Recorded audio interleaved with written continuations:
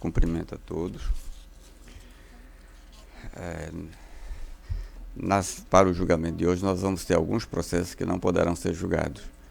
Os de relatoria da desembargadora Berenice, ela está participando de uma reunião em Brasília, não estará presente.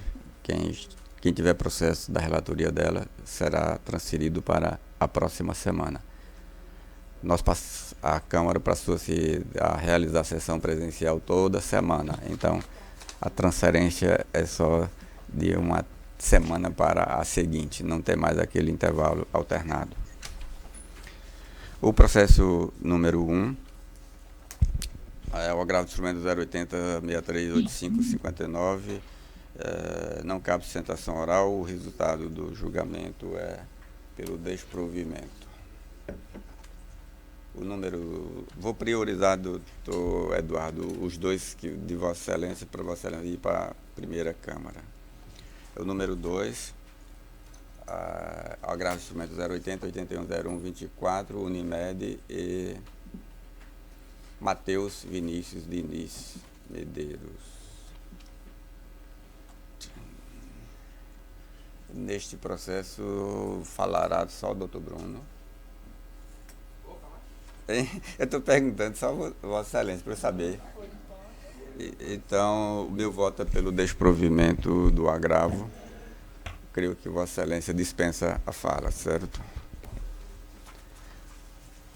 O número 4, pulei o 3, priorizar o de doutor Eduardo. O número 4, agravo do instrumento 080-91-51-85, também da Unimed, Igor Souza Ignatário. Neste aqui, nós temos as duas sustentações. O doutor Murilo também vai falar neste. Agravante é a Unimed, sim. Então, o doutor Murilo começa com a fala por até 15 minutos.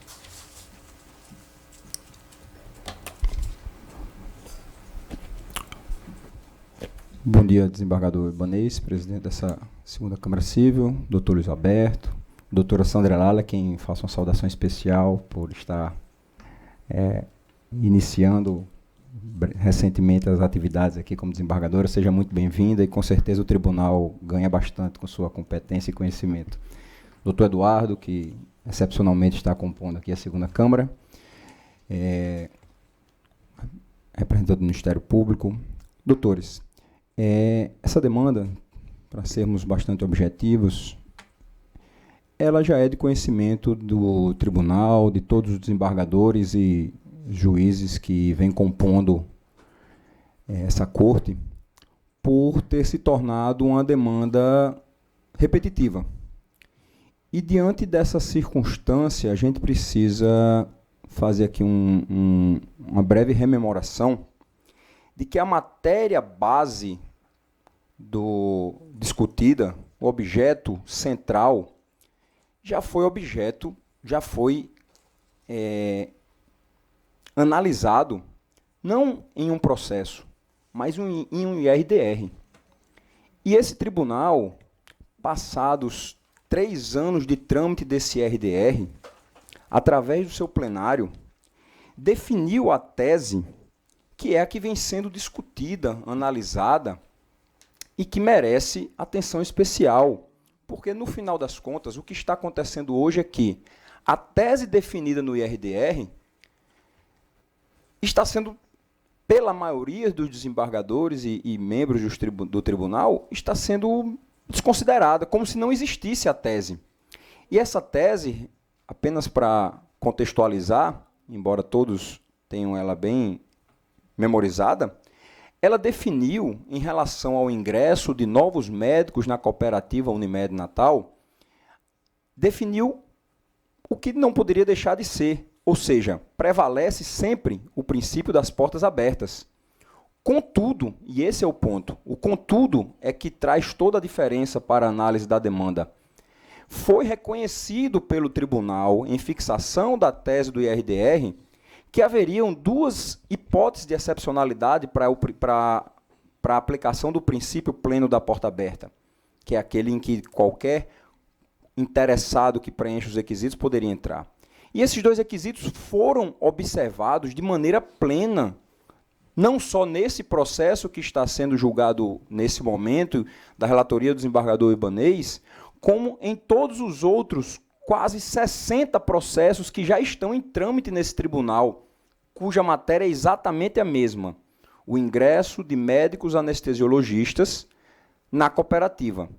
E essas duas exceções são justamente a possibilidade de que esse ingresso seja mediante a realização de processo seletivo. Isso a Unimed fez em janeiro de 2024, recente, esse ano.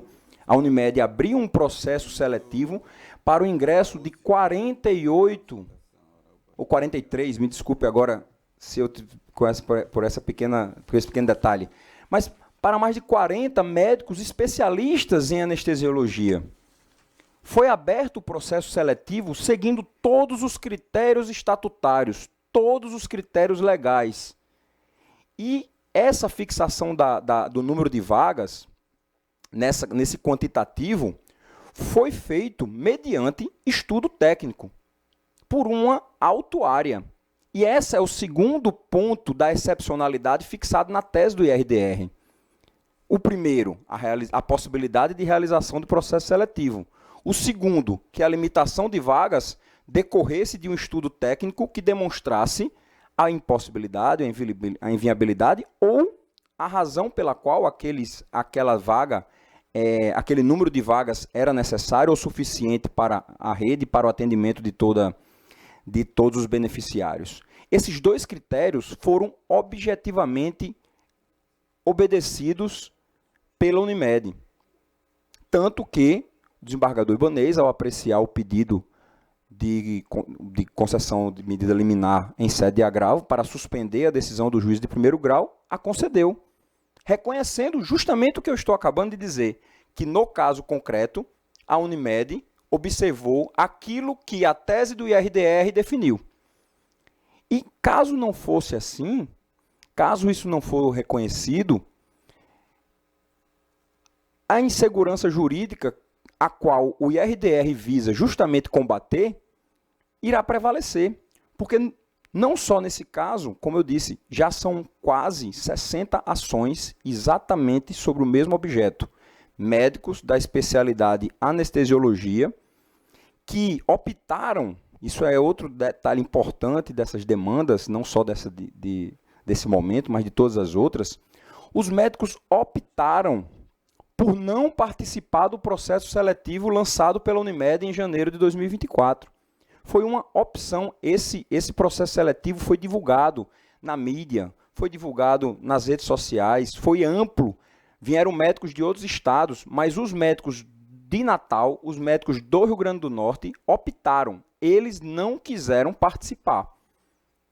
Isso é um fato. Tanto que, das 40 e poucas vagas abertas, só foram preenchidas 20 e poucas. Mais da metade das vagas continuaram em aberto. E aí esse é um fato importantíssimo também, excelências, para análise desses casos.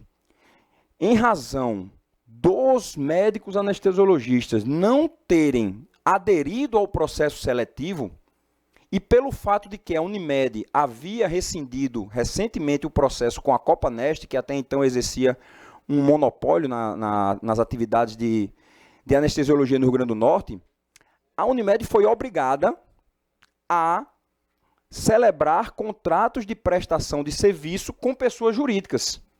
E esses contratos de prestação de serviço, por óbvio, têm prazo e têm cláusulas penais em caso de rescisão antecipada. Isso é regra basilar. E aí qual é a realidade que nós estamos hoje?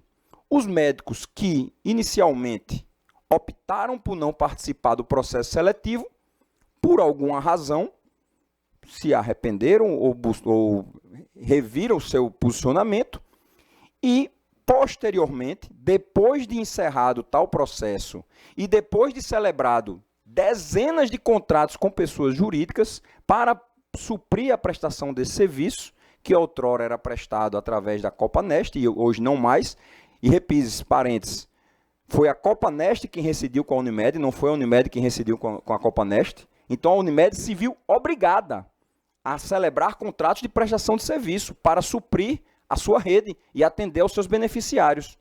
E hoje, com essa avalanche de demandas, como dito, já foram quase 60, e das quais pelo menos 80% foram deferidas as liminares e mantidas por todos os desembargadores e juízes convocados que hoje compõem, com exceção, acho que talvez, do desembargador Ibanez, que vem negando, vem concedendo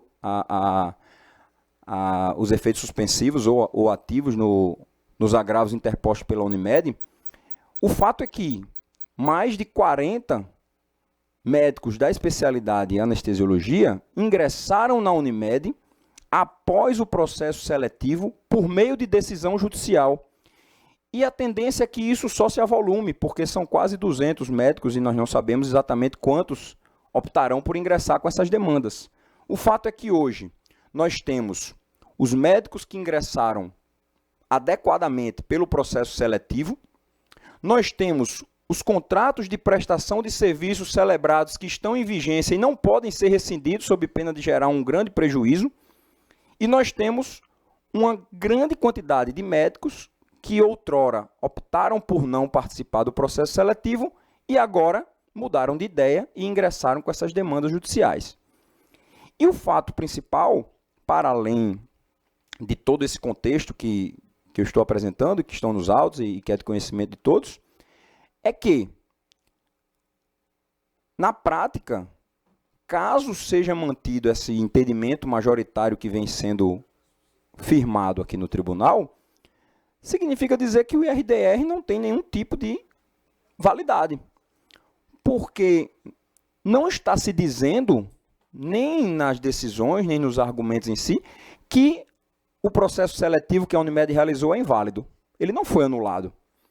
Não está se dizendo que o critério objetivo, que é inclusive o entendimento do STJ também, no sentido de que é possível a limitação desde que haja critérios objetivos, e o critério objetivo que foi firmado no estudo técnico foi o de que utilizou-se o número de beneficiários para definir um quantitativo médio de médicos com base numa portaria do Ministério da Saúde que é aplicada ao SUS.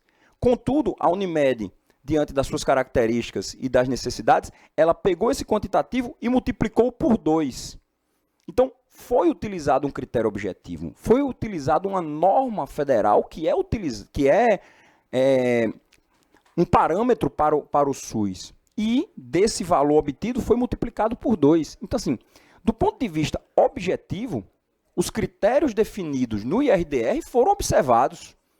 A Unimed, inclusive, antes de fazer o processo seletivo, se reuniu com o jurídico, se reuniu com a equipe técnica e fez, diante da tese firmada no IRDR, o que nós precisamos fazer para que não haja judicialização. E foi feito.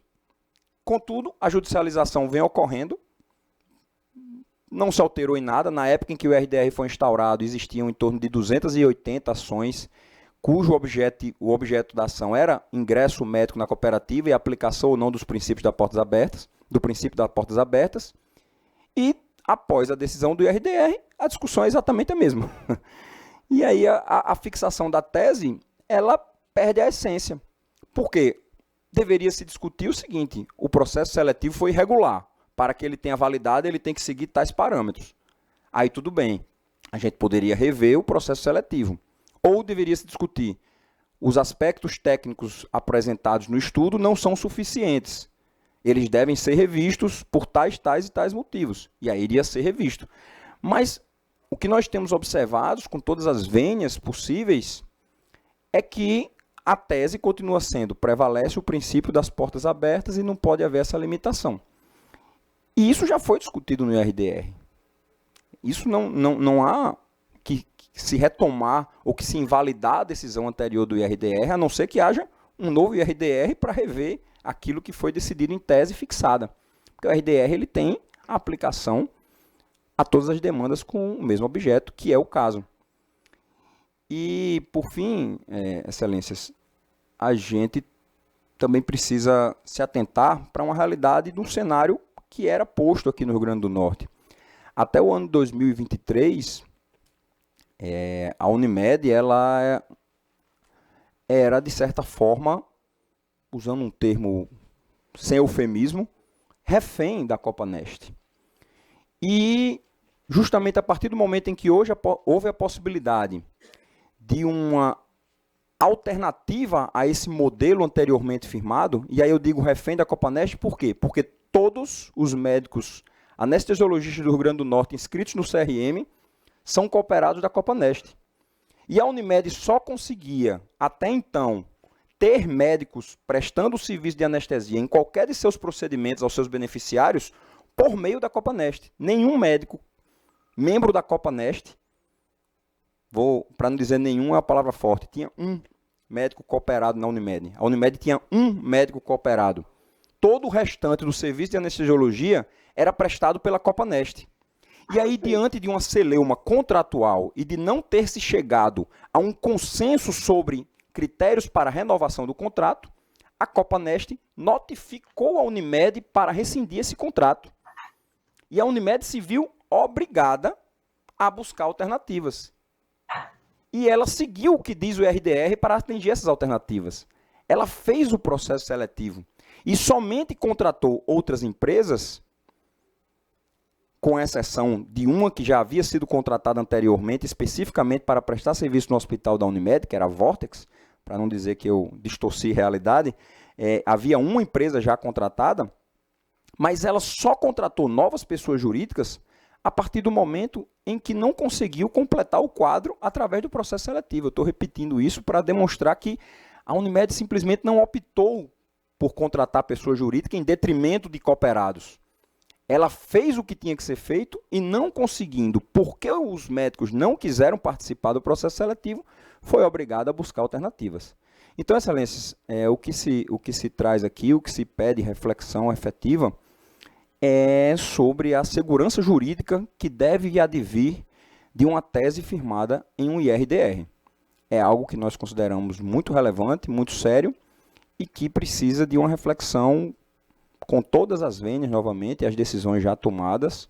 Ainda estamos em sede de agravo, ainda estamos na sede de decisões interlocutórias, preliminares, o processo ainda vai sofrer instrução, mas essas decisões que estão sendo tomadas em sede de agravo terão uma repercussão efetiva no processo de conhecimento, sem dúvida alguma, porque denotará o entendimento do tribunal.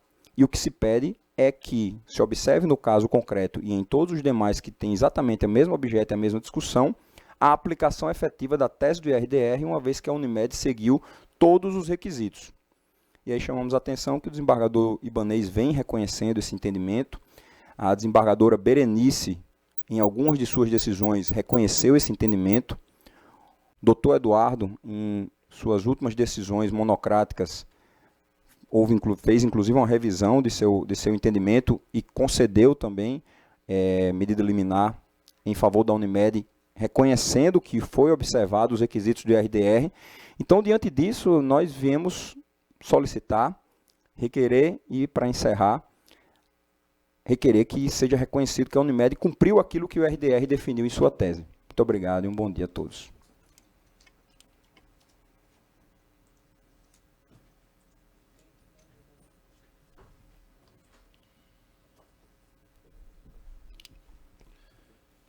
Muito bom dia a todos. Meu nome é Renato Numareschi. Eu falo aqui pelo médico que precisa entrar na Unimed. Bom dia, desembargadora. É um prazer estar aqui com Vossa Excelência pela primeira vez. Doutor Luiz Alberto, muito bom dia. Doutor Manuel Noff Neto, é providência divina, viu? Que Vossa Excelência esteja aqui, porque esse caso tem interesse público e é importante que o Ministério Público também se atente para isso. A gente vai demonstrar isso. Desembargador Ibanez, muito bom dia. Doutor Luiz Eduardo Pinheiro, nobres colegas, vamos lá. Meus amigos, hoje nós estamos aqui, como meu colega falou, para tratar de uma matéria já conhecida pelo tribunal. Faz 10 anos que a gente milita nessa causa, é uma causa muito importante, porque a gente está falando de acesso dos usuários aos médicos da Unimed.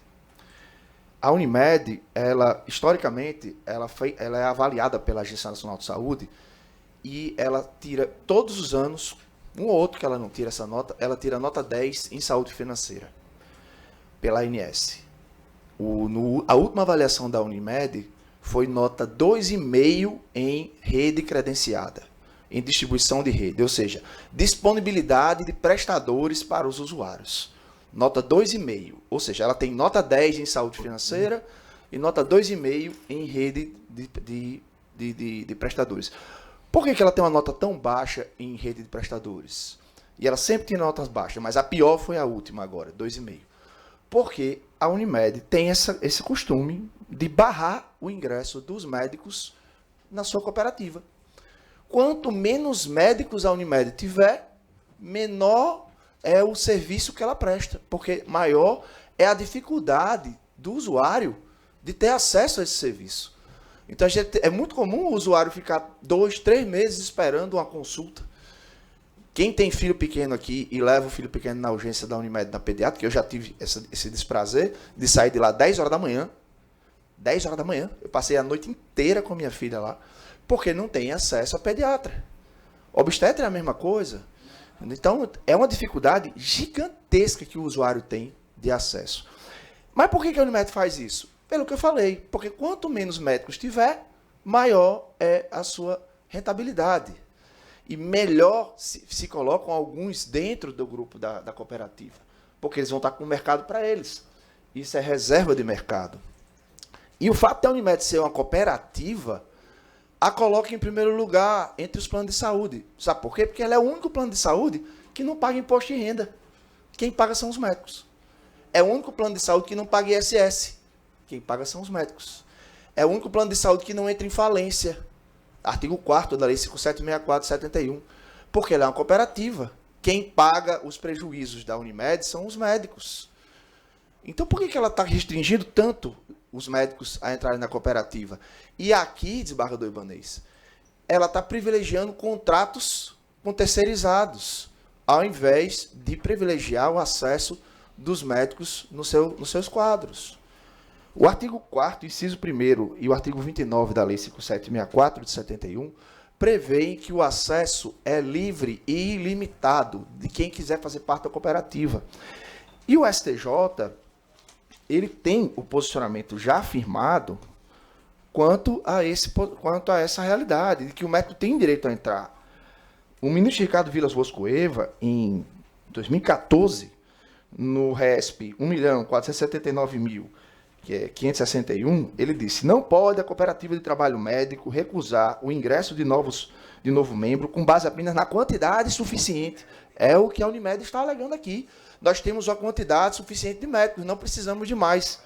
E o ministro dizia: não pode limitar com base na quantidade suficiente de associados na região, exercendo a mesma especialidade do proponente. Pois, em que pese o princípio da porta aberta, ou seja, livre adesão, não ser absoluto, olha, desde 2014 ele fala que não é absoluto. Pode haver uma impossibilidade técnica de absorção? Pode. Mas isso tem que ser comprovado. A Unimed nunca conseguiu fazer essa prova. Esse estudo atuarial, que o meu colega cita, com todo respeito, com base em critérios atuariais, cria um critério dizendo assim, não, o Ministério da Saúde determina que tem que ter um médico a cada 100 mil habitantes, ou 2 médicos. Esse é o critério do SUS de limitação mínima. Não tem nada a ver com limitação máxima. Então, o ministro Ricardo Vilas Boas, desde 2014, já tem esse posicionamento. E agora, em 2022, a ministra Nancy Andrighi também firmou esse posicionamento e o ministro Ricardo Vilas Boas votou com ela. O ministro Carlos Alberto Ferreira diz assim: salvo impossibilidade técnica do profissional, ou seja, o médico não ter capacidade técnica para entrar, para exercer os seus serviços propostos pela cooperativa, deve-se considerar ilimitado o número de associados que podem se juntar ao quadro associativo. É o RESP 1.869.551. Então, não existe essa questão de limitação. Aí o meu colega fala que, com todo respeito mais uma vez, o IRDR daqui firmou posicionamento para limitar o ingresso. Em outras palavras, é isso, né? Vamos ser honestos, não é isso. O IRDR daqui é muito parecido com o IRDR do Paraná. Qual é o critério? É esse critério do STJ. O princípio da porta aberta deve ser obedecido. Sempre. Claro, pode haver. Lá no Paraná eles dizem assim: somente na hipótese pode ter exceção, que é o caso daqui também. A regra não é limitar. A exceção é limitar. Excepcionalmente, se houver a comprovada inviabilidade estrutural. Qual foi a comprovação da inviabilidade estrutural que a Unimed trouxe para o processo? Nenhuma. Então, agora, em 2022, o desembargador Eugênio Achille Grandinetti, lá do Paraná, no seu voto, deixa eu ver aqui,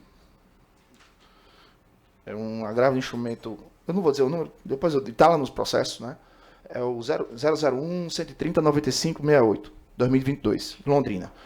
Ele diz o seguinte: a cooperativa apelada que não comprovou a inviabilidade econômico-financeira a ensejar a limitação do ingresso do autor nos quadros dos médicos cooperados. Então, essa falta de comprovação, 2 anos depois que o Paraná firmou o IRDR, ainda gera direito para os médicos, porque a Unimed não consegue comprovar a limitação técnica. Mas no caso aqui em questão, a gente tem uma discussão, né, que a Unimed traz e a gente tem, de fato, uma judicialização dos anestesiologistas que difere um pouco nessa questão só da justificativa, mas o direito é igual. A aplicabilidade do IRDR é igual. E no caso aqui, o relator, o desembargador Ibanez, ele vem se posicionando contra os médicos, né, a favor do direito da Unimed de restringir, e eu até conversei com o desembargador, e o desembargador disse: não, eu vi os contratos, né, tem contrato que prevê multa. Ou seja, o desembargador previu a possibilidade da Unimed sofrer um prejuízo. Só que eu tive acesso a esses contratos. Tá? Não são dezenas de contratos, são 1, 2, 3, 4, 5, 6, 7 contratos. Mais 4 aditivos. Desses contratos, do ID 25, 81, 75, 09 até o 15, todos eles prevêem na cláusula 10.2 que a Unimed pode fazer a rescisão contra a resilição unilateral sem previsão de multa. Então não tem prejuízo. Nos aditivos, que tem a previsão de uma multa, não é para prestação de serviço geral da Unimed, é para prestação de serviço de clínicas. Então tem aqui, é a Clínica Pedro Cavalcante, é a Clínica Prontoclínica de Olhos, Clínica Marco Rei. Então essas clínicas aqui são Paulo Gurgel, são 4 clínicas. São as clínicas fechando um contrato com a Unimed para dizer assim: olha, nós temos anestesistas e nós queremos contratar esse anestesista para prestar serviço para vocês. Aí a Unimed faz: ok. Então esse anestesista que está trabalhando para essa clínica, ele não está tendo acesso à Unimed inteira, aos hospitais, a todos os usuários da Unimed. E aí, doutor Manuel Onofre, é aí que entra a participação do Ministério Público. O que está acontecendo aqui é uma restrição de mercado que está privando o usuário de ter acesso a cirurgias, urgentes às vezes. Olha só a situação que a gente tem hoje. Vou dar um exemplo. O Hospital Rio Grande, ele tem 10 salas de cirurgia e uma de hemodinâmica. Ou seja, se você estiver tendo ataque cardíaco, você vai para a hemodinâmica e vai fazer um cateterismo lá. Sabe quantos anestesistas tem lá no final de semana? 2. São 11 salas e 2 anestesistas. Então, o que está acontecendo? Com muita frequência, a pessoa chega lá: se eu sou usuário Unimed, eu preciso de uma cirurgia urgente. A senhora vai ter que esperar, porque a gente está com os 2 nossos anestesistas ocupados. E aí, o que a Unimed faz? Ao invés de chamar os seus cooperados que judicializaram, ela está chamando médicos não cooperados. E teve um, Dr. Vinícius Ferreira, que disse assim: meu amigo, eu não sou cooperado, vocês fecharam o contrato com a Vortex, aí agora eu tenho que tampar os buracos do contrato? Não, chame outra pessoa. Então, está acontecendo, inclusive também na Vortex, houve uma denúncia de uma das médicas no Ministério Público do Trabalho pela exploração. Por quê? Porque ela está tendo que suprir uma demanda constante. 2 médicos para 11 centros cirúrgicos. Então, ela está tendo que trabalhar o tempo todo para suprir. E ela fez uma denúncia no Ministério Público do Trabalho. Então, o que a gente está vendo são os usuários voltando para casa porque não estão tendo acesso a anestesistas. E isso tudo com um contrato que custa mensalmente para a Unimed R$ 750 mil. 750 mil reais para ter 2 anestesistas lá no final de semana. E alguns no plantão noturno. Então, assim, o que a gente está vendo aqui é uma restrição que tem a notória finalidade de privilegiar contratos onde os cooperados não estão podendo trabalhar. Então, o princípio cooperativo está sendo rasgado. Então, eu peço, desembargador Ibanez, que veja esses contratos, analise, porque o contrato não prevê multa nos contratos gerais, esse contrato da Vortex não prevê multa, ele pode ser rescindido. E o médico, ele não vai entrar no mercado desses médicos que estão aqui nesse contrato. Tanto é que desses contratos aqui, por exemplo, lá na Prontoclínica de Olhos, é um anestesista só. E esse anestesista, doutor Lauro, é nosso cliente. Então, como é que ele entra com a ação para entrar na Unimed se ele está no contrato de prestação de serviço para a Unimed? Por que ele entrou com essa ação? É óbvio que ele não está tendo acesso ao mercado da Unimed. Aí a Unimed fala, não, nós temos contratos com os anestesistas. Sim, mas por que ele entrou com a ação, então? É óbvio que isso não está acontecendo. Então, Excelência, para não tomar mais o tempo de Vossa Excelência, eu peço a análise desses contratos. Eu peço que vejam que isso não implica em impedimento técnico, não implica em prejuízo financeiro. Pelo contrário, o que a gente está vendo aqui, doutora Marta Daniele, vou até pegar aqui as palavras dela. Doutora Marta Daniele diz bem assim. Alô? Doutora Marta Daniela diz bem assim. Um outro aspecto que me chamou a atenção no exame desse processo é o fato de a Unimed resistir à entrada de novos cooperados na especialidade de anestesiologia e, ao mesmo tempo, contratar e manter a prestação desses mesmos serviços através de pelo menos 7 pessoas jurídicas relacionadas no ID número tal, que aqui não era do agravo dela. Ora, palavras da doutora Marta Daniele. Ora, tal situação revela considerável incongruência no comportamento da cooperativa agravante, pois a justificativa de que a impossibilidade técnica para a entrada de novos cooperados também deveria incidir para a contratação ou manutenção de contratos terceirizados dos mesmos serviços. Ela grifou e sublinhou, dos mesmos serviços mediante a pessoa jurídica. Então eu digo, o contrato Vortex, CMT, CET, LS de Medeiros. LS de Medeiros é uma médica só, uma médica. Cunha e Souza Serviços. Esses contratos, lá na cláusula 10.2, prevê que não há essa multa. E mais, eu digo para a doutora Marta Daniele, e mais, esses médicos que estão sendo preteridos de entrar na cooperativa, para que esses contratos sejam privilegiados, eles, além de não poderem trabalhar, eles pagaram 120 mil para entrar. A liminar foi concedida, o nosso cliente aqui, o agravado aqui, já teve a liminar dele cassada, ele pagou 120 mil reais para entrar. Então, a Unimed prefere um médico que não paga prorata, porque a cláusula 8.1 do contrato prevê que o médico que trabalha lá não vai pagar prorata, ou seja, ele não participa dos prejuízos da cooperativa. A Unimed prefere um contrato onde não há o valor justo pelo trabalho, e sim há um capitation, um valor fixo, independentemente do serviço que seja prestado. Então, se houver sobra, quem lucra é a pessoa jurídica, por cima do cooperado, quem paga é o cooperado, esse lucro.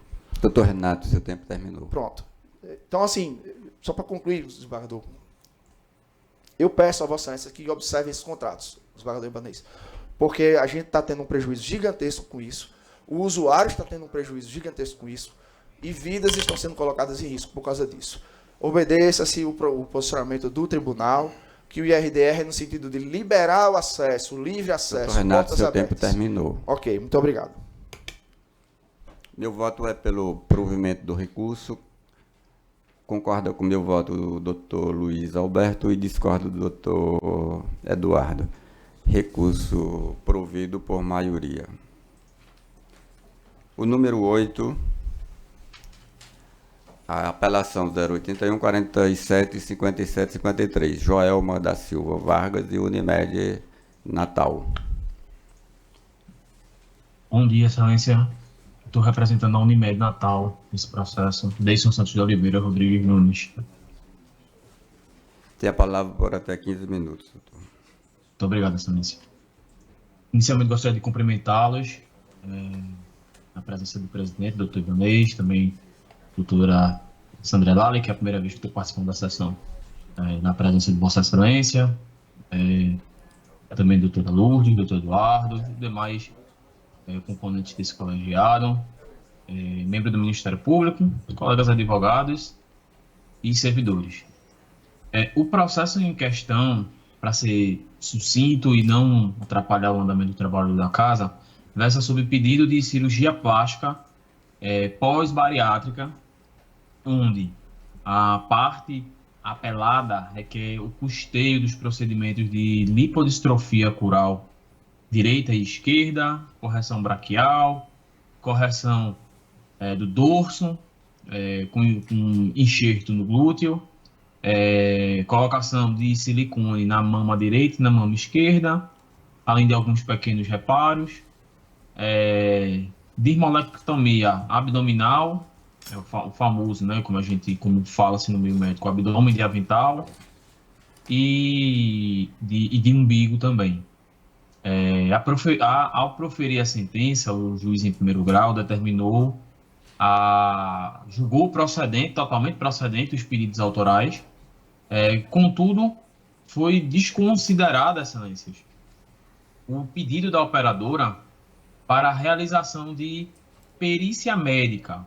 E aí, esse é o ponto principal do nosso recurso, uma vez que vamos fazer alguns pequenos destacamentos e detalhamento para poder adentrar especificamente a questão da perícia. Em primeiro lugar, a gente tem que destacar que só esse médico, esse ano, que é o doutor Alexandre Dantas, ele possui mais de 10 ações em que ele é médico assistente. Inclusive o 15 da pauta, que seria julgado, que é de relatoria da doutora Berenice, também possui esse médico. Mais de 50 ações de novembro de 2023 para o presente mês são patrocinadas pela mesma advogada da presente ação.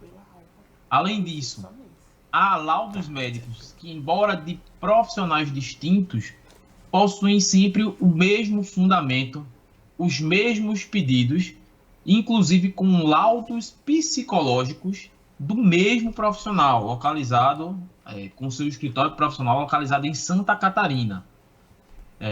Não há no processo, Excelências, a colocação de prontuário médico. Muitas vezes sequer sabe-se se efetivamente o profissional, o beneficiário, realizou o procedimento bariátrico, porque apenas há o relato do médico, não há comprovação, porque muitas dessas cirurgias sequer foram realizadas perante a operadora. Então, estes são os pontos que a gente entende necessários de esclarecer antes de daí destacar a necessidade da perícia. Por quê? O artigo 369 do Código de Processo Civil traz que as partes têm direito de empregar todos os meios legais e moralmente legítimos, mesmo que não especificados no Código de Processo, para provar a verdade. E, ora, essa prova, a perícia, embora seja destinada ao juiz, ela é fundamental para esclarecer se realmente os procedimentos eles são estéticos ou eles são a continuidade do tratamento contra a obesidade. A prova pericial também se fundamenta na necessidade de comprovar se realmente aquela parte que está alegando a necessidade de realização do procedimento pós-bariátrico, ela realmente fez a cirurgia bariátrica, porque muitas vezes não se sabe nem se foi feita a cirurgia bariátrica. E nesse caso, a gente sequer sabe se foi feito esse procedimento, porque não tem comprovação, apenas um relato, e ressalto, o mesmo médico que patrocina diversos outros beneficiários em outras ações judiciais. Desse ponto, eu gostaria de trazer o destaque como precedente o agravo interno no agravo em recurso especial, número 1914, 710 do Rio de Janeiro, que trata sobre essa necessidade da prova pericial, uma vez que foi requerida e não foi deferida pelo juízo em primeiro grau. Adentrando, excelências, ao mérito, e aí eu adentro ao mérito da demanda, a gente tem que destacar que o procedimento solicitado ele foi de caráter eletivo. O próprio médico, quando fez o preenchimento do procedimento no via administrativa, ele colocou lá que o procedimento é eletivo.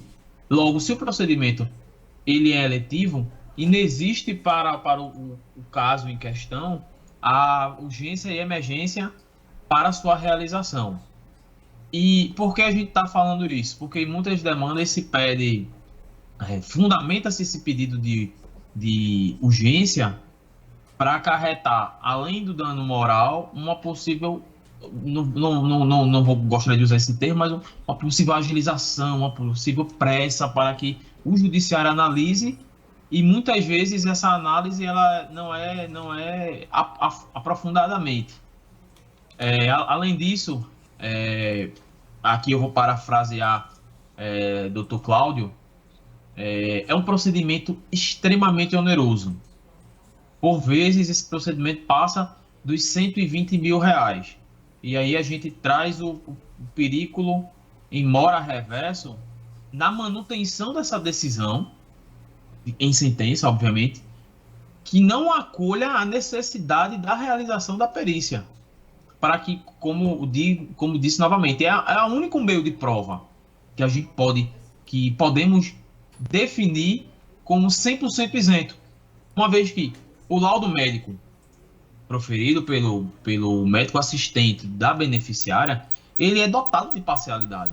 Uma vez que é o mesmo médico que solicita, é o mesmo médico que vai realizar o procedimento, é o mesmo médico que solicita os materiais, é o mesmo médico que solicita os honorários.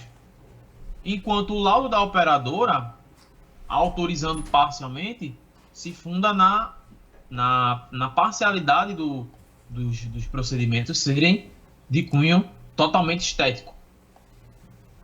Diante disso, excelências, o contrato, para finalizar, e não tomar mais tempo de vossas excelências, o contrato firmado entre as partes, ele é expresso em seu item 5 em excluir do custeio procedimentos puramente estéticos, como é o caso dos autos. Então, são esses os fundamentos que inicialmente pedimos a nulidade da sentença, pugnando para que o processo volte ao primeiro grau, para que seja oportunizado que a operadora produza a prova, que é a perícia, por se tornar fundamental para a comprovação da verdade dos fatos, tal como preconiza, né, o artigo 369 do Código de Processo Civil. E no mérito, caso ultrapassado esse ponto, pedimos a total improcedência, tendo em vista que os procedimentos não autorizados possuem caráter unicamente estético. E aí eu finalizo e agradeço a atenção de Vossas Excelências, desejando um bom dia a todos. Obrigado. Meu voto é pelo provimento parcial. Decisão unânime, uma matéria diversa do que o advogado falou. Depois, Vossa Excelência, olhe que o que está em discussão não é exatamente o que Vossa Excelência tratou nas alegações. Doutor Eduardo pode continuar? Ou vai? Já? Então, nós paramos aqui e depois a gente resolve os demais. Tá certo. Obrigado também, doutor Eduardo, pela presença conosco.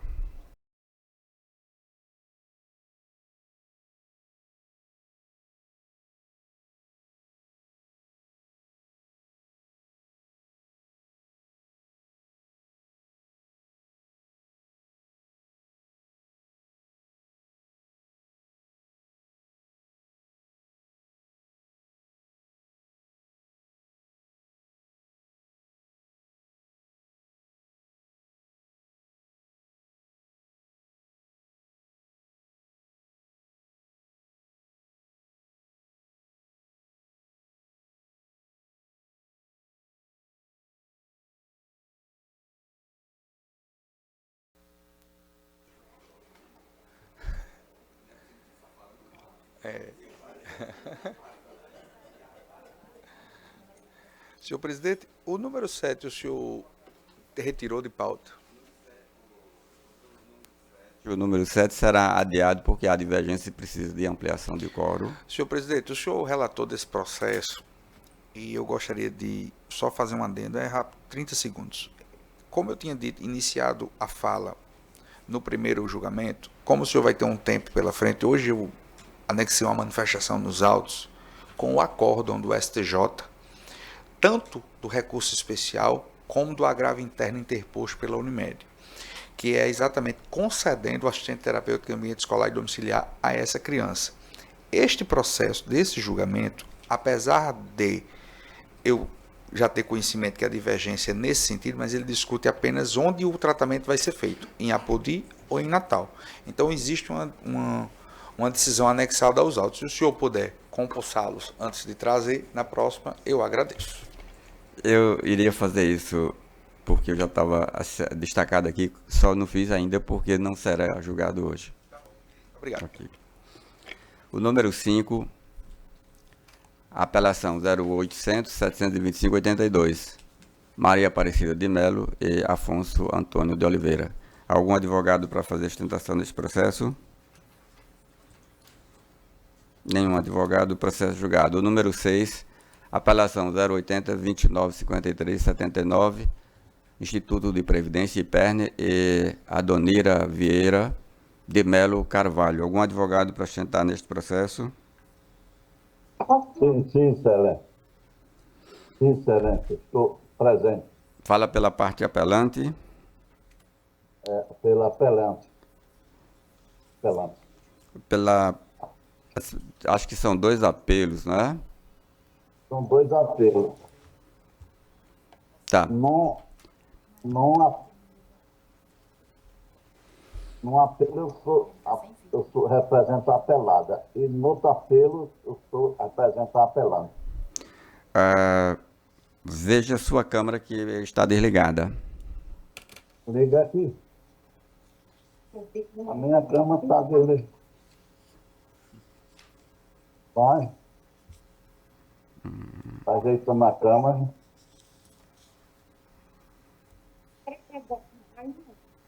Eu comecei a fazer várias coisas que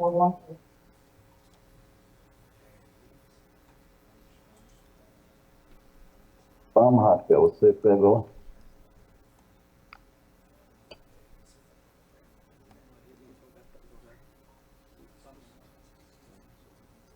Vai, então.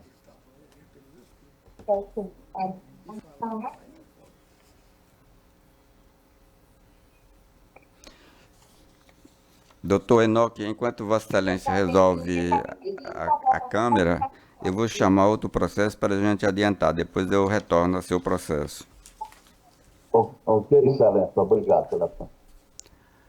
Bom, o número 10 e o número 11, aliás, número 10, 11 e 12, dependiam da presença do doutor Eduardo, que precisou voltar à terceira Câmara para julgar. O 10 pode, tá? O número 10, então, podemos julgar. Apelação 083, 2673, 76. Participa neste sim. Efeitos Elias Miguel de Oliveira e Banco do Nordeste do Brasil. Algum advogado para sustentar neste processo? Nenhum advogado, processo julgado.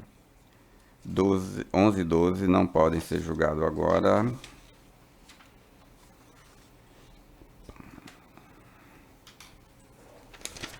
O número... Bom, desses aí, agora nós passamos para a pauta adiante. Os demais são da desembargadora Berenice. Então, nós vamos para o número 24.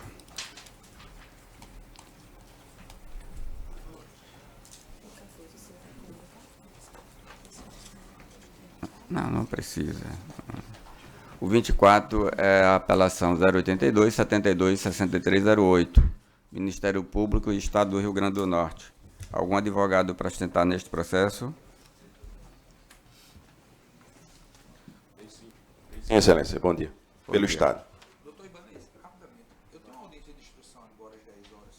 Doutor Eduardo ainda volta hoje para julgar o... Não, ele agora vai julgar na primeira Câmara, na terceira Câmara. Posso ir, né? Tá, fica para a próxima terça-feira, doutor. Tá bom, muito obrigado.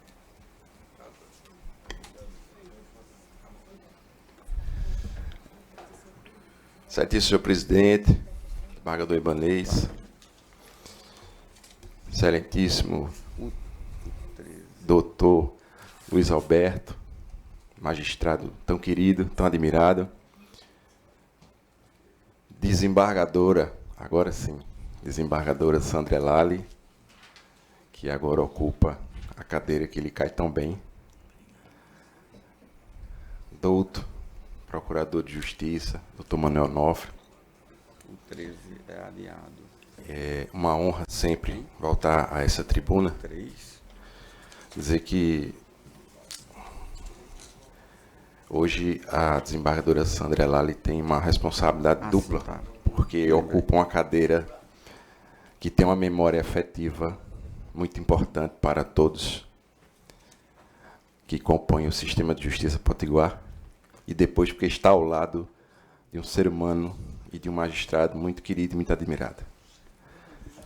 O tema que é trazido hoje a essa Câmara é simples, como será simples minha fala, porque envolve basicamente a possibilidade de controle judicial da cessão de policiais Esses aqui.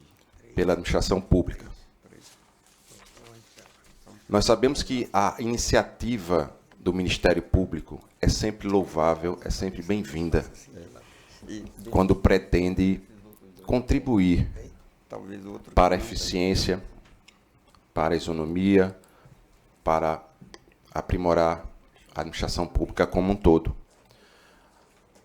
Mas a regra de ouro é definir qual o limite. E eu lembro de uma lição que aprendi muito cedo com meus avós, que dizia o seguinte: a sua liberdade termina quando começa a do outro. E isso vale para o equilíbrio entre as instituições e vale especificamente para esse caso. Porque me parece que a liberdade do Ministério Público termina e, igualmente, a liberdade do Poder Judiciário termina quando começa a liberdade do administrador. E todo o ordenamento jurídico é voltado para preservar esses valores tão caros chamados conveniência e oportunidade. O que está em jogo é saber se o Poder Judiciário, a requerimento do Ministério Público, pode interferir na forma como a administração decide distribuir seus policiais. No caso específico, 25 policiais, entre policiais civis e policiais militares, que foram cedidos, que foram relotados, que foram distribuídos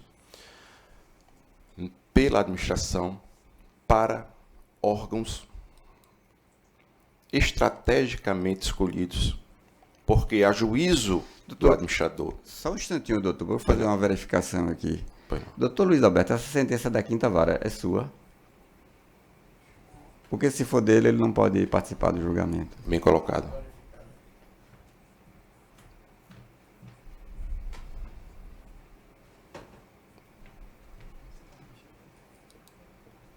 Ayrton Pinheiro. É? De todo aí.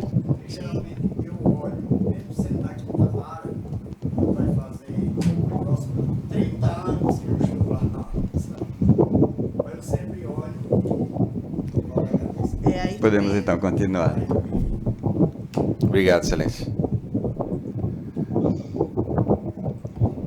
Esse, o som hoje está uma beleza, viu? Bom, como eu ia dizendo, então, o Estado, o gestor estadual, elegeu, adotou a distribuição de 25 policiais entre civis e militares para diversos órgãos em que havia uma carência, havia uma necessidade a juízo do administrador. E o Ministério Público requereu a anulação dessas sessões e a devolução dos policiais. Na verdade, o pedido do Ministério Público ele se desdobra em duas partes bem distintas. Na primeira parte, ele pede que o Judiciário impeça novas sessões, proíba a administração pública de realizar novas sessões desses policiais que não sejam para a atividade fim de segurança pública. E, no segundo momento, a devolução de 25 policiais cedidos nominados na inicial. A sentença acolheu o pedido, julgou procedente a pretensão. O Estado apelou e o Estado requereu efeito suspensivo por meio de uma cautelar. E o saudoso desembargador Vigílio atribuiu o efeito suspensivo a essa apelação. E o desembargador Vigílio foi muito feliz no seu voto quando consignou que não cabia ao Judiciário interferir, examinar, sindicar o mérito administrativo dessas votações. Ao Judiciário caberia verificar tão somente se essas sessões eram ilegais, se essas sessões violavam em alguma medida os princípios da administração pública. E, a juízo do desembargador Vigílio, concordando com a tese do Estado, não houve qualquer ilegalidade nesses atos de sessão. Portanto, se não há ilegalidade, só resta verificar nesses atos a conveniência e a oportunidade. Elementos que não são aferíveis pelo Poder Judiciário. Porque quis o sistema constitucional que esses valores fossem privativos do administrador público para manter o equilíbrio, a regra de ouro da separação dos poderes. E me parece que aqui... Outra intervenção, posso? Não? O voto da relatora está dando provimento parcial ao apelo e considera arquivado o agravo interno. Deixa eu ver em que termos, porque pode ser que seu apelo esteja ruído. Eu verifiquei que o apelo é só do Estado. Isso, é só do Estado. A vista expôs voto o conhecimento da apelação para dar-lhes parcial provimento a fim de excluir a policial militar Juliana Dantas da listagem de servidores a serem devolvidos aos órgãos de origem pelo desprovimento do agravo interno, mantendo a decisão que deferiu o pedido de efeito suspensivo à apelação. Resolve. Certo. Eu não ficou claro se a sentença está sendo reformada para manter as 25 sessões, que é a segunda parte do pedido, ou se está sendo reformada para manter algumas sessões dessas 25. Porque me parece que se o provimento está sendo parcial, é possível que esteja sendo mantida a parte da sentença que proíbe novas sessões. Sim, é possível. Vamos ver. Como eu consigo aqui. Porque ele disse que mantém a suspensão dos efeitos da apelação. Então, o Estado não estaria obrigado a devolver o pessoal de imediato agora. Se tiver mantendo, no caso, a decisão do desembargador Vigílio na íntegra, está reformando a sentença na íntegra. Então, está dito aqui, por isso que suscitei a dúvida, doutor. Mantendo a decisão que deferiu o pedido de efeito suspensivo à apelação. Então, está confirmando a decisão. Me parece que essa é a conclusão do agravo interno. Não, o agravo interno está mandando arquivar. Não é, doutora Sandra, desembargadora Sandra? Determina o arquivamento do agravo interno. Bom, Sendo provida a apelação do Estado, eu concluo então, e a gente aguarda o inteiro teor para verificar para analisar se de fato se alcança atende tudo que o Estado pediu, etc. todos os interesses. Então eu agradeço a atenção, agradeço pela bem-vinda antecipação de voto e desejo um bom dia a todos. Obrigado, doutor, pela compreensão também. Eu deixei de chamar o número 3, que é o agravo de instrumento 080 89 34 42. Avison Martins Grilo Fernandes Holanda e Avison Martins Grilo Fernandes Holanda Filho. Algum advogado para sustentar neste processo? Sim, excelência. Pela parte agravante? Pela parte agravante, sim. Agravada. Pela parte agravada? Tem até 15 excelência. minutos.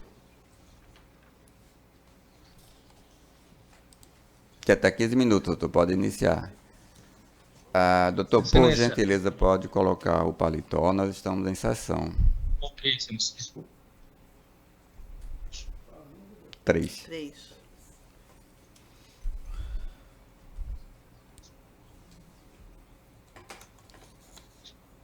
Excelência, peço desculpa. Gostaria de cumprimentar, né, o eminente desembargador presidente da Câmara, né, pelo qual cumprimento todos os demais presentes, desembargadores, membros do Ministério Público e demais advogados, né. Eu também peço vênia, porque meu colega, eu também estou habilitado, mas meu colega é o que vai fazer a sustentação oral, acabou de chegar aqui no escritório e ele vai me substituir agora, né, pelo tempo que permanece. Eu agradeço, né, a atenção e eu peço aqui ao doutor André que tome aqui a sustentação a partir desse momento.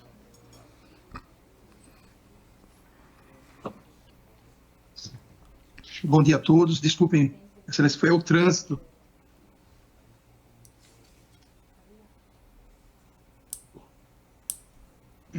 Posso começar? Pode começar, doutor. Desculpa, excelência. Bom dia a todos, ilustres desembargadores, membro do Ministério Público aqui presente, colegas advogados e servidores. Trata-se de uma matéria simples, né? Trata-se de um agravo de instrumento impetrado pelo genitor, né? Ora agravante, que pleiteia a redução da liminar dos alimentos provisionais, né, deferidos em liminar, em sede liminar, na ação de arbitramento de pessoa alimentícia. Essa ação esse casal, esse genitor, melhor dizendo, ele está separado há aproximadamente 5 anos, né, e durante todo esse tempo ele vem pagando apenas a quantia de R$ 700 a título de pensão alimentícia, além de um valor de R$ 500 que ela aufere de um aluguel de imóvel, da qual eles constituíram, né, durante a união, somando-se então no valor de R$ 1.200. O agravante, excelências, ele é um odontólogo, né, com especialização e possui conforme comprovamos nos autos, até uma clínica particular. Já os filhos, né, são jovens, né, adolescentes, de classe média alta, né, estudam em colégios, conforme comprovamos nos autos, cuja só uma mensalidade é aproximadamente R$ 1.300, que é ali no SEI Mirassol. Quem conhece Natal sabe que é um dos colégios mais caros da cidade, e durante esses anos vem sendo mantidos únicos e exclusivamente pela genitora, tendo em vista que esse valor pago pelo pai, né, pelo agravante, mal daria para pagar o colégio de uma filha, né? Então, durante todo esse tempo, a agravante, ao perceber a evolução patrimonial, a agravada, a mãe dos agravados, ao perceber a evolução patrimonial do agravante, achou prudente ajustar a apresentação até mesmo porque aproximadamente 2 anos ela vem arcando sozinha com um imposto do qual foi imputado pelo fisco estadual de uma fraude fiscal cometida pelo agravante numa empresa pertencente à mãe dos agravados. Então, isso acabou gerando um colapso financeiro para ela e, diante disso, ela percebendo a melhoria da condição financeira dele, e ele já tendo abrindo até uma clínica médica, onde ele ofere valores com locação, ela impetrou a apresentação. Em sede recursal, o agravante arguiu que a liminar judicial foi deferida sem analisar, foi deferida de forma equivocada, porque não analisou a sua atual situação financeira. Abre aspas. Ele alega em seu recurso, abre aspas, que a sua situação financeira não é tão confortável quanto a firma agravada, já que, diferentemente do alegado, ele é apenas um dentista, sem pessoa jurídica, ele ressalta isso, e sem clientes abastados. Não tendo grande clínica odontológica, nem muito menos tem rendimento fixo e mensal, no patamar alegado pelos agravados, fecha aspas. No outro tópico, ele alega que não é especialista e nem possui título como bucomaxilo, mas tão somente atua nas áreas que são permitidas no âmbito da profissão de cirurgião dentista. Por fim, ele também alegou que os documentos que ele junta em sede de agravo, que são extratos bancários, um extrato bancário de uma conta, durante os últimos 90 dias, ele junta uma movimentação bancária de 90 dias, e assim como um extrato de um cartão de crédito nesses 90 dias. Em sede liminar, o escolhente tribunal suspendeu os efeitos da decisão monocrática e reduziu o valor da pensão para um salário mínimo, ou seja, majorou a pensão que ele antigamente pagava para apenas R$ 207. Nesta decisão, o julgador, ora relator, informou a seguinte tese: em que pese exercer a atividade odontóloga, o agravante demonstrou que faz de forma autônoma, em nome da pessoa física, de sorte que não possui rendimentos fixos. Os extratos de sua conta bancária indicam que ele não ofere ganhos mensais vultuosos, que giram em torno de apenas R$ 5.000. Ocorre, excelências, que após sermos intimados da decisão que suspende os efeitos da liminar judicial, passamos a analisar os autos e constatamos que o agravante mentiu ardilosamente nos autos ao informar que, primeiro, não possuía uma clínica, não possuía uma pessoa jurídica, assim como quando ele afirma que apenas tinha uma única conta corrente e um único cartão de crédito. Conforme mencionamos nos IDs, tanto nos embargos de declaração como na contraminuta deste agravo, mencionamos nos IDs 25, 7487 e seguintes, que, na verdade, o agravante, ele não possui só uma conta corrente. Ele possui 6 contas correntes. Dentre elas, uma na sua pessoa jurídica. Comprovamos, inclusive, além disso, que nesta pessoa jurídica, existe uma clínica que, inclusive, ele colocou nas redes sociais, inclusive mencionamos também nos autos com prints e fotos, inclusive consta aí nos memoriais, demonstrando que esta clínica não é uma clínica digamos assim, com péssima estrutura.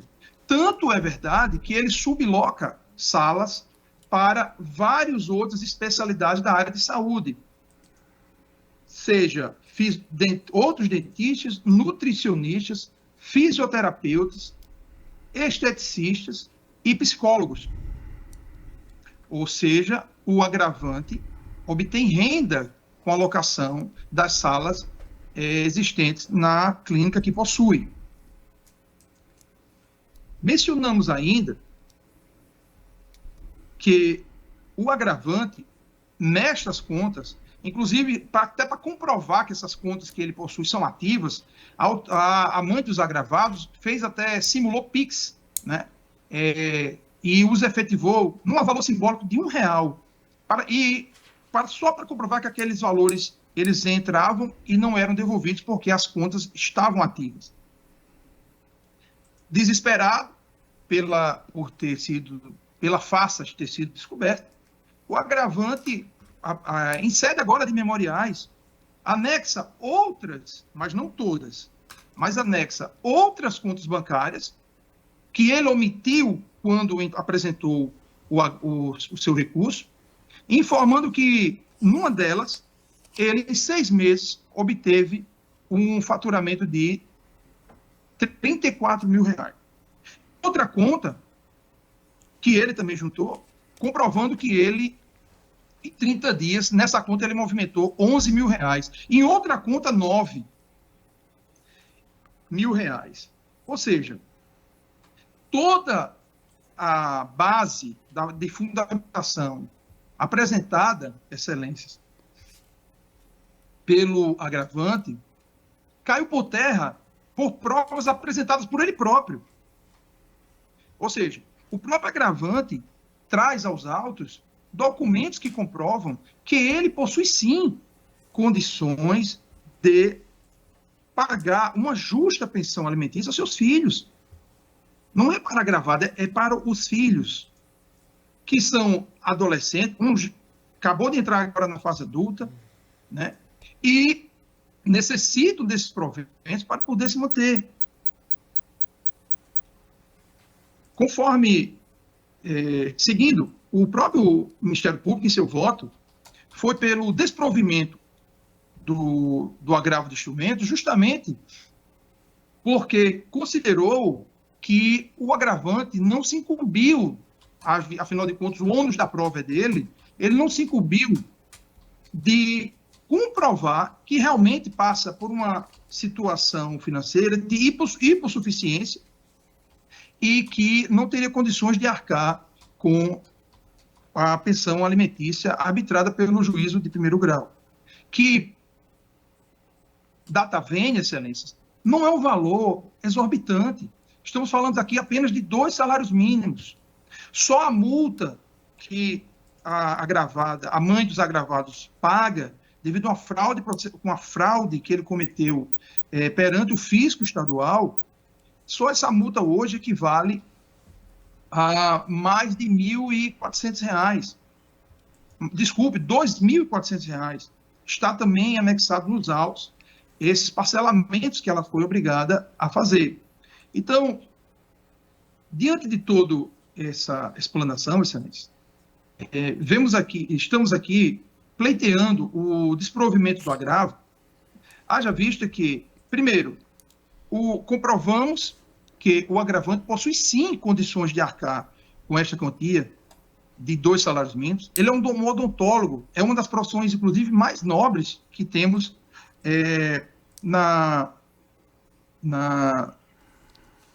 dentre a classe de profissionais autônomos, né, assim como advogados, médicos.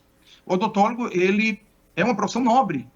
Segundo, provamos que o agravado possui clínica particular, do qual ele obtém rendas com essas sublocações, né? Inclusive, juntamos prova disso.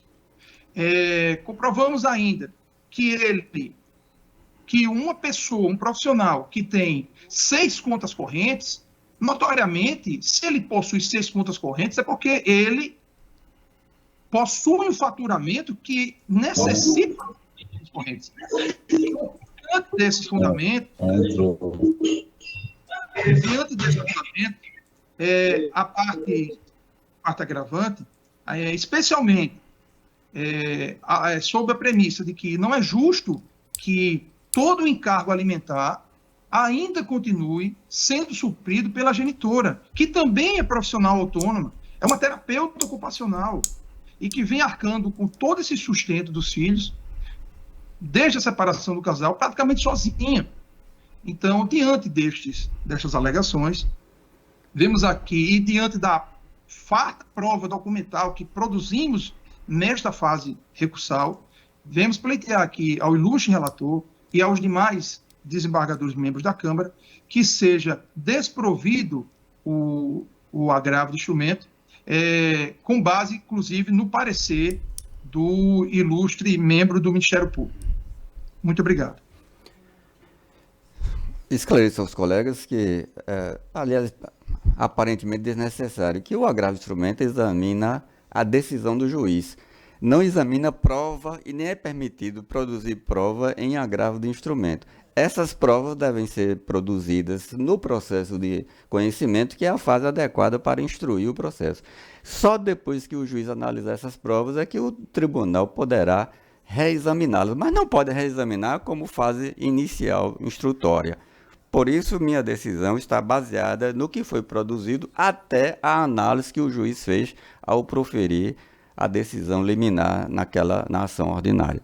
Meu voto é pelo provimento do recurso, confirmando a decisão liminar e, conforme a manifestação de Vossa Excelência, a decisão é a unanimidade.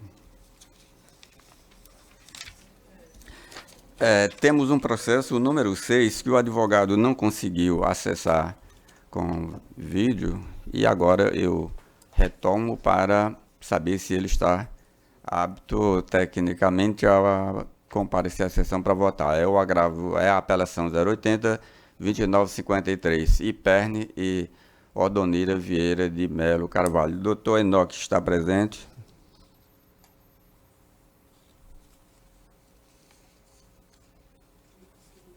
Doutor Enoque, o microfone agora pode ser ligado para a gente lhe ouvir.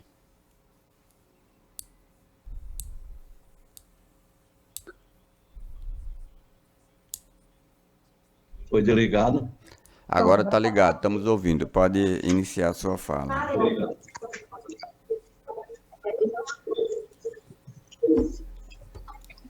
É porque está muito baixo, Excelência.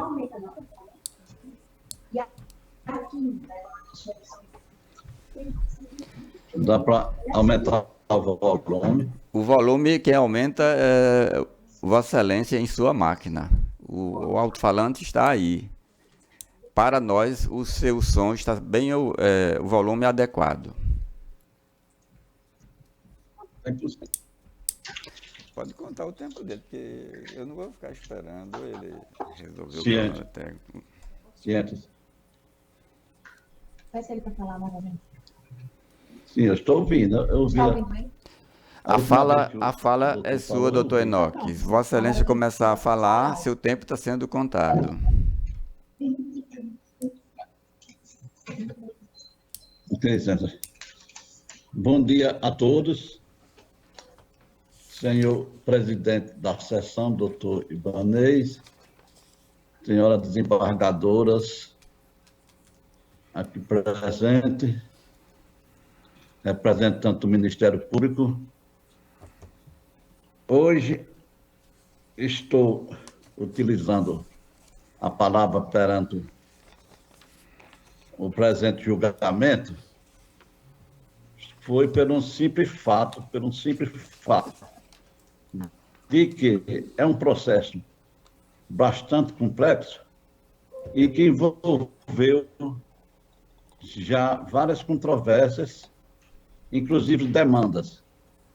Demanda na área administrativa perante a autarquia estadual IPE, que foi concluída inicialmente, dando procedência ao pedido da companheira do falecido, do segurado, em razão de uma pesquisa feita pelo IPE em 3 cidades deste estado, no município de Campo Redondo, de onde o falecido era natural e foi sepultado, na cidade de Messias Tagino, onde ele residia, e na cidade de Olho d'Água dos Borges, onde reside a apelante e a apelante Odomira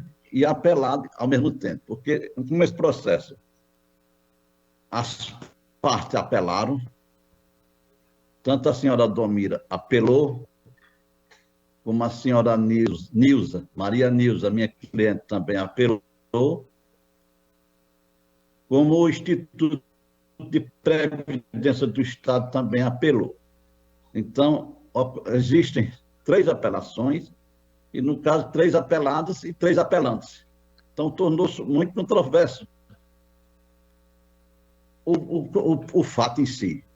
Então, o processo administrativo transcorreu na mais pura e lídima tramitação. Por quê?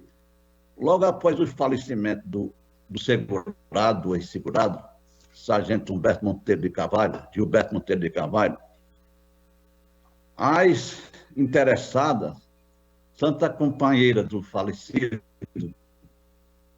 como a sua ex-esposa, que já era separada há 18 anos, compareceram ao Instituto de Previdência e ingressaram com pedido de pensão. Esse pedido de pensão foi analisado pelo IPE, mandou proceder à pesquisa nessas cidades já mencionadas e chegou à conclusão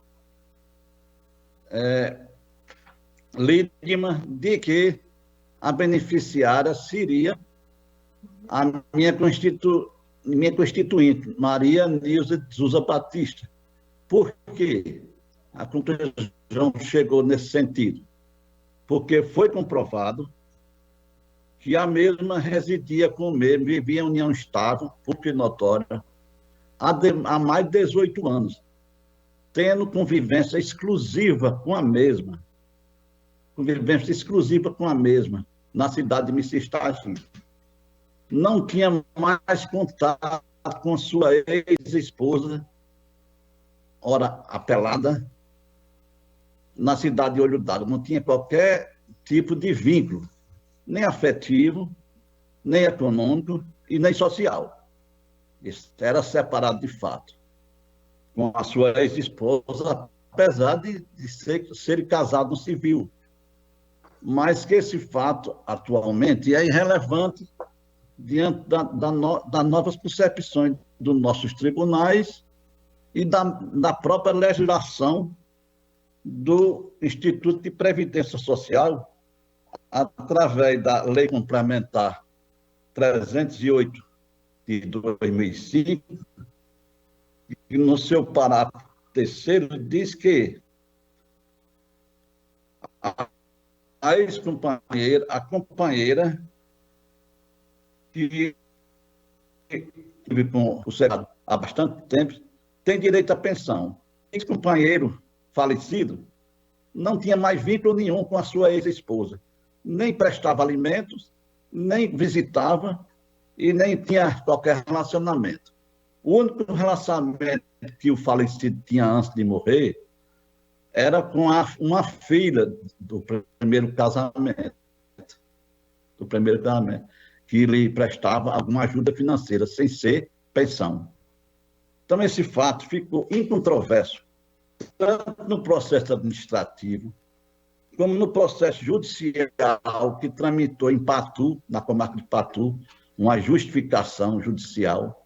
Ficou comprovado que o falecido era efetivamente companheiro exclusivo da apelante senhora Maria Nilza, como também ele não tinha mais vínculo com a ex-esposa, vez que a ex-esposa já é beneficiária aposentada do Instituto de Seguridade Social, INSS.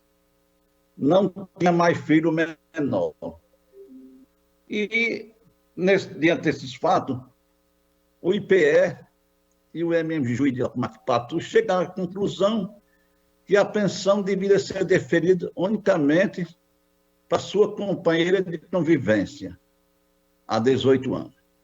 O sargento Monteiro, como eu sou também da reserva da Polícia Militar, conheci bastante a vida dele.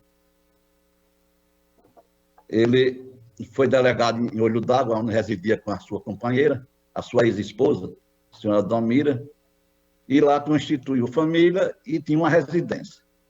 Então, de Olho d'Água, ele veio ser delegado em Messias Tagino. E a casa lá, a casa em Olho d'Água, ficou para a sua esposa. Veio para Messias Tagino no ano de em 1999, veio ser delegado. E lá chegando em Messias Tagino, passou a conviver com a senhora Nilza no ano de 2000. E até seu falecimento em 2018, vivia exclusivamente com a senhora Maria Nilza Orapelante. A senhora Maria Nilza vivia no mesmo lar, lá tinha uma casa, eles residiam, e que passou já próximo ao falecimento dele, que ele não tinha mais condições de se locomover durante uns 8 a 10 meses, devido a um câncer em estado terminal. Passou uma procuração para Maria Nilza cuidar, administrar toda a vida financeira, econômica do mesmo, bancos, movimentação de banco e tudo. E que Maria Nilza deu assistência viajando para Mossoró, para Natal, ele fazendo o tratamento de câncer durante esse período todo, dando assistência. A sua ex-mulher nunca veio prestar qualquer assistência à saúde do falecido. Como também, no dia que ele faleceu no Hospital Municipal de Messias Tagino, a sua ex-esposa nem compareceu. Como também o velório, a sua ex-esposa não compareceu. O sepultamento também não compareceu. Não existia mais qualquer espécie de vínculo, senhoras e senhores, com a sua ex-esposa, apesar de ter se casado com ele, de ser casado no civil ainda com ele. Então, não há porquê a pretensão da apelante, senhora Domiro, prevalecer, porque a mesma tem vida independente, é aposentada do INSS, e não tinha mais nenhum vínculo. Então, o doutor juiz de Marizal foi aberto um processo independente, através da senhora Domira, instaurou um processo, onde as testemunhas que foram vindo da cidade de Marizal faltaram com a verdade, inclusive este advogado aqui contraditou várias delas, que estavam sendo totalmente infiel aos depoimentos que prestaram. Então, contraditou e a contradita foi rejeitada e o MM juiz da Comarca de Marizal não analisou as minhas provas apresentadas, nem as provas testemunhais, nem documentais. Cingiu-se só nas provas produzidas pela apelada Odomira. Uma sentença sem fundamento, porque a sentença foi sucinta, não abrangeu todos os fatos instaurados, arguídos, relatados e provados no processo. Então, essa sentença não tinha fundamento. Ademais, com todo respeito ao doutor juiz que fez o julgamento, o mesmo não era o juiz natural da instrução processual. O doutor juiz que instruiu o processo foi transferido e que o juiz do julgamento chegou e proferiu o julgamento sem se ater às provas do processo. Então, a questão tornou-se por demais complexa e o julgamento feriu todas as provas existentes nos processos administrativos, judicial em Patu, e até mesmo no processo que ele proferiu a sentença parcialmente procedente à autora, à apelante. Então, são esses fatos, senhoras e senhor desembargador, e senhor representante do Ministério Público, que devem ser observados, porque há ofensa a vários princípios de direito, inclusive o princípio de direito constitucional de segurança jurídica, porque o ato jurídico proferido pelo IPE, pela autarquia estadual, foi plenamente perfeito, irretocável. E assim mesmo, o juiz, com todo respeito, derrogou, dividindo a pensão. Quando a viúva, que eu represento, Maria Nilza, ela vive exclusivamente dessa pensão, ela não tem outro tipo de rendimento.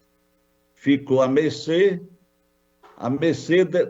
da simples pensão da Polícia Militar, que hoje se encontra dividida e está percebendo a irrisória quantia de R$2.000, ainda mais com o neto estudando aí em Natal.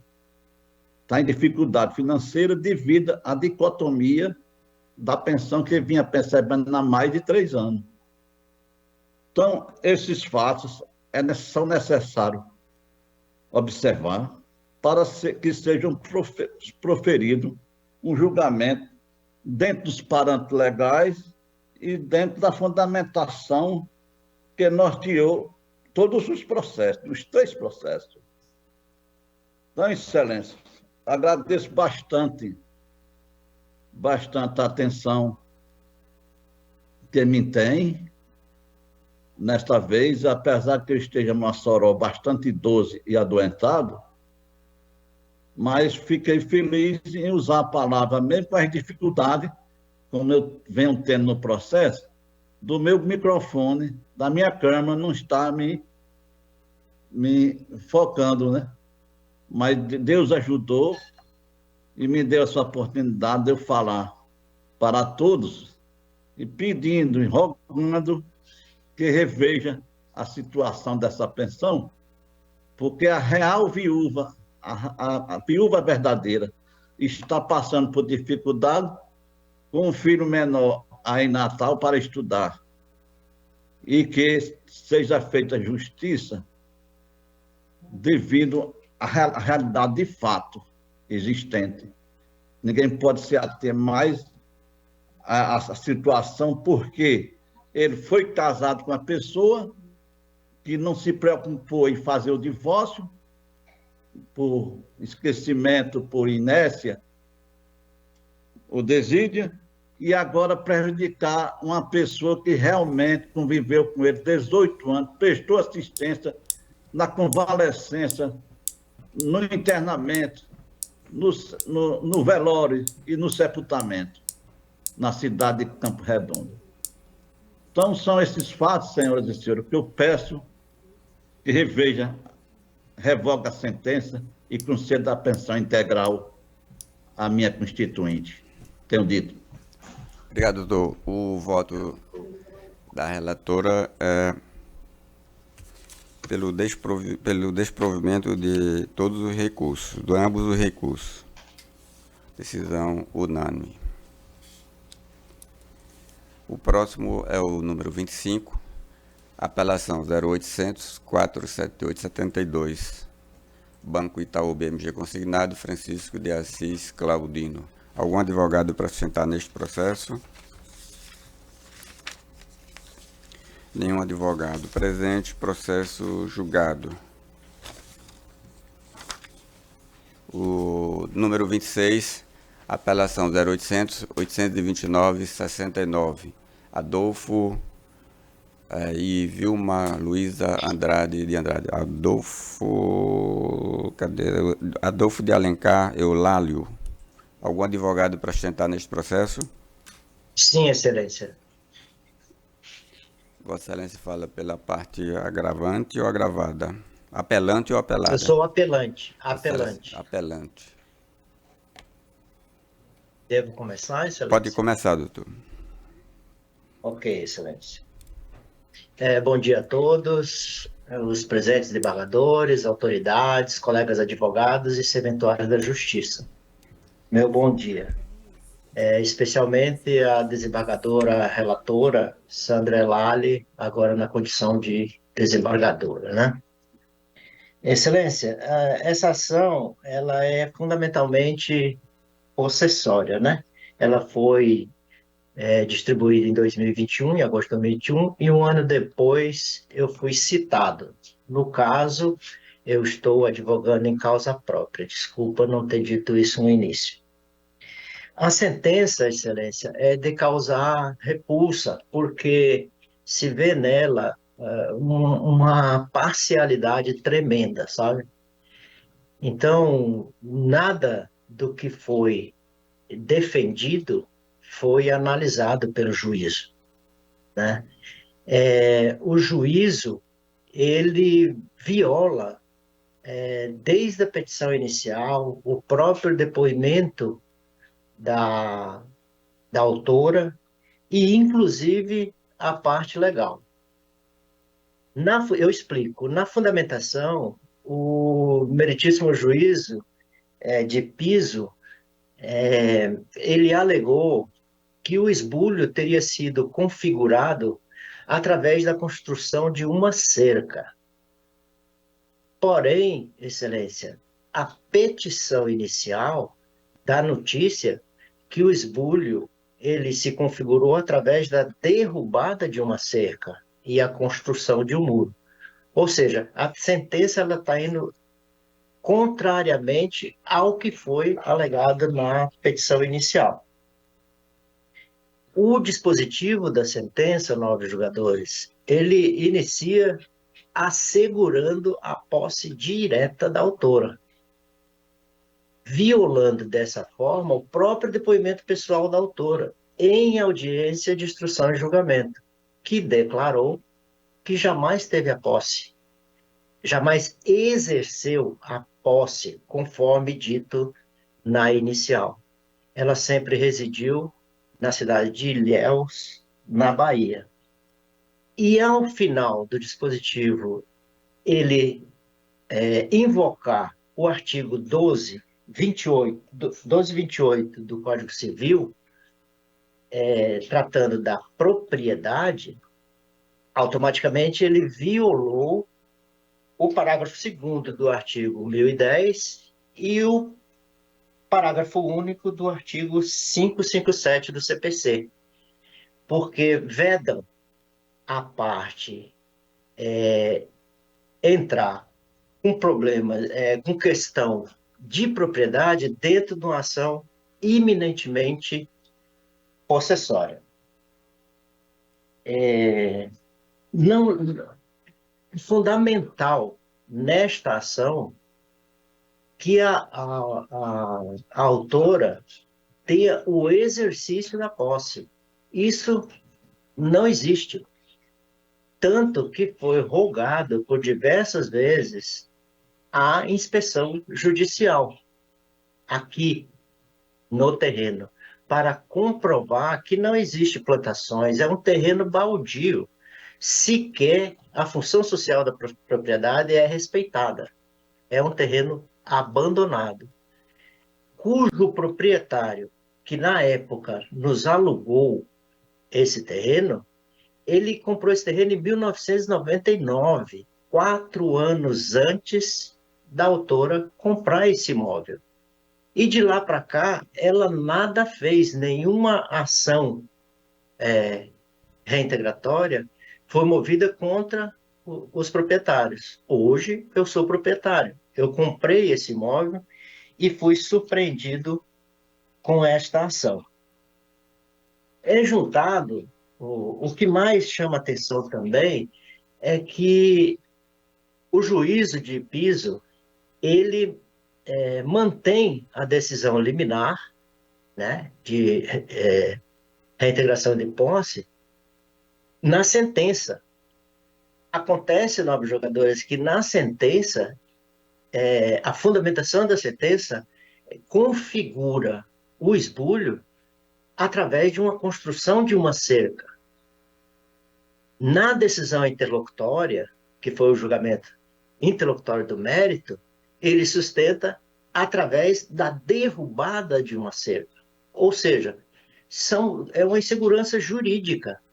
Não se pode chegar numa conclusão se o esbulho ele foi configurado através da derrubada de uma cerca e construção de um muro como é alegado na petição inicial, ou se foi como alegado na sentença, através da construção de uma cerca.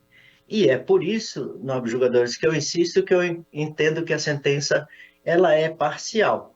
E foi por isso que foi requerido a nulidade da sentença por falta de fundamentação, falta de prestação jurisdicional e cerceamento de defesa. Porque não está sendo ouvido perante o juízo nenhuma das alegações de defesa do réu. Ele está sendo julgado à revelia, ao tempo todo, sendo que já aconteceu a audiência de instrução e julgamento e a própria autora, se reportando ao magistrado que sentenciou, confessou que não tem o exercício da posse nesses últimos anos. Nessa audiência de instrução e julgamento, nobres julgadores, teve a presença de 2 testemunhas arroladas por mim que fazem divisa com o imóvel da autora. Ambos jamais viram a imagem dela, jamais tiveram conhecimento que ela seria até a proprietária deste imóvel. Eles residem na divisa com esse imóvel da autora há mais de 20 anos. É tempo suficiente para se identificar alguma atividade com o exercício de posse nesse lote, o que não foi feito pela autora. E é por isso que o réu se sente revoltado, porque ele não consegue comprovar em juízo que tudo que foi falado na inicial é uma ficção. Ou seja, por mais que peça a inspeção judicial, é negada. Peça a intimação de oficial de justiça para se dirigir ao local e certificar que a pessoa não mora aqui, é negado, né? Então fica numa situação difícil de comprovar nos autos. A única saída seria a parte da inspeção judicial, que não aconteceu. O juízo de piso, ele se baseia, uma das provas utilizadas pelo juiz de piso é uma declaração de populares, que asseveram que conhecem a autora desde 2004, e que ela tem plantações, que ela reside aqui e tudo mais. Porém, esses signatários que assinaram essa declaração, eles não foram em juízo confirmar o que falaram. Eles não foi dada a oportunidade deles serem interrogados pelos que eles estavam falando, e foram substituídos por 2 testemunhas que também alegaram que a proprietária não reside no imóvel onde ela alega ter residido. Isso, a autora, dizendo ao contrário do que esta declaração diz, ou seja, a autora, foi perguntado o nome para a autora, um por um dos signatários dessa declaração de populares. Cada um deles, ela disse que não conhece, que não tem contato com eles, né? Então, isso por si só já configura a falsidade ideológica dessa declaração, que também foi alegado diversas vezes no processo, porém, sem sucesso. Foi apresentadas essas 2 testemunhas que não foram citadas na sentença. Na sentença, foi uma linha apenas sobre as testemunhas apresentadas, dizendo que as testemunhas não tinham conhecimento que existia algum conflito no local. Sendo que uma dessas testemunhas arroladas, na parte do apelante, na época o réu, é um oficial da Marinha, que por si só tem fé pública no que ele diz, né? Então, Excelência, isso cria uma resignação. O juiz de piso também se baseia numa prova técnica denominada levantamento topográfico. Este levantamento topográfico diz que ele se baseia na planta oficial do loteamento Paraíso de Búzios, que fez os lotes aqui. Acontece que não foi juntada aos autos essa planta, dando oportunidade ao réu de impugná-la. Pior ainda, nobres jogadores, é o fato desta prova técnica constar na ART, na anotação de responsabilidade técnica, um endereço diverso do lote objeto da ação. E a inspeção ter sido realizada no imóvel objeto da ação. Ou seja, é um vício que foi denunciado ao juízo, mas que também não se obteve sucesso. Observe-se, Excelência, que em toda a fundamentação da sentença não foi colocado um único arresto que acompanhe a intelecção da sentença. Foi uma decisão pessoal do juiz de piso, promovendo a reintegração de posse, o que estou tentando reverter através desta apelação. Então, Excelência,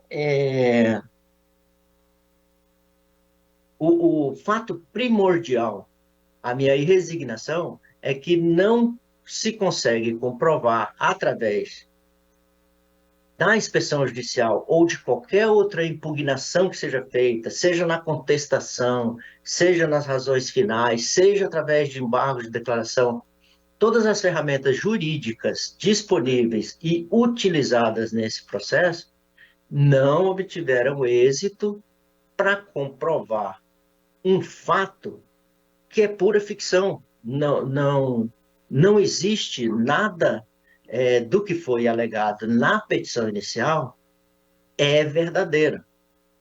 Então, não fica difícil imaginar ou aceitar uma sentença no dispositivo afirmar que a autora tem a posse direta, sendo que o próprio juiz que sentenciou ouviu a autora dizer que reside na Bahia. A não ser que o conceito de posse direta tenha mudado. Porque ela tem que ter o exercício físico e efetivo na propriedade. E isto está comprovado pela própria autora. Ela própria disse que não exerce a posse. E a posse ela é uma condição sine qua non para uma ação reintegratória.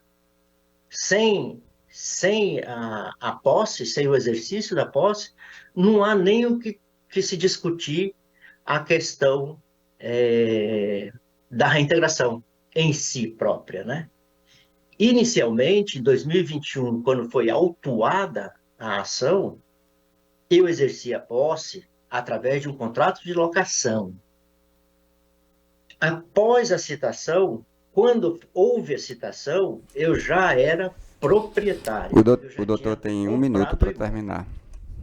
Certo? Pois não, Excelência? Tem 1 minuto para terminar. Tá ok, então, Excelência.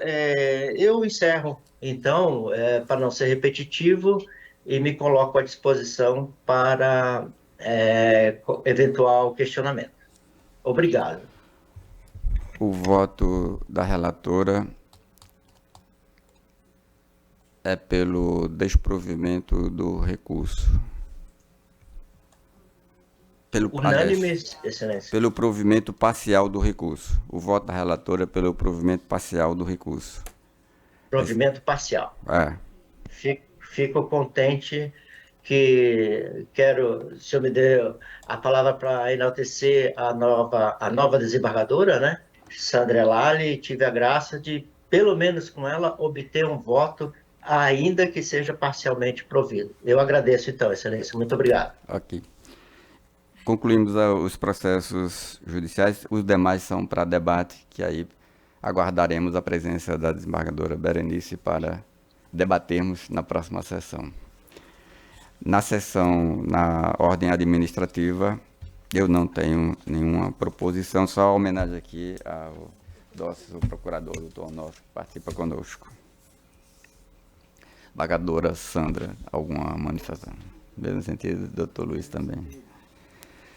Então, agradecendo aos que permaneceram presentes. Eu gostaria de agradecer a deferência de Vossa Excelência e peço também a Vossa Excelência para homenagear minha querida amiga, doutora Sandra Lali. Eu sou testemunha viva porque atuei junto com a doutora Sandra Lali numa vara extremamente complexa dos crimes contra criança e adolescente.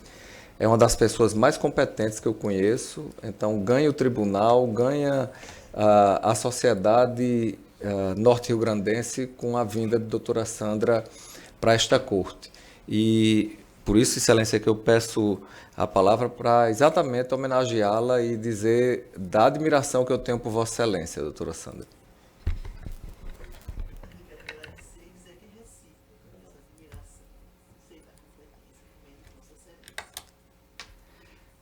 Declaramos encerrada a sessão. Uma boa semana de trabalho para todos.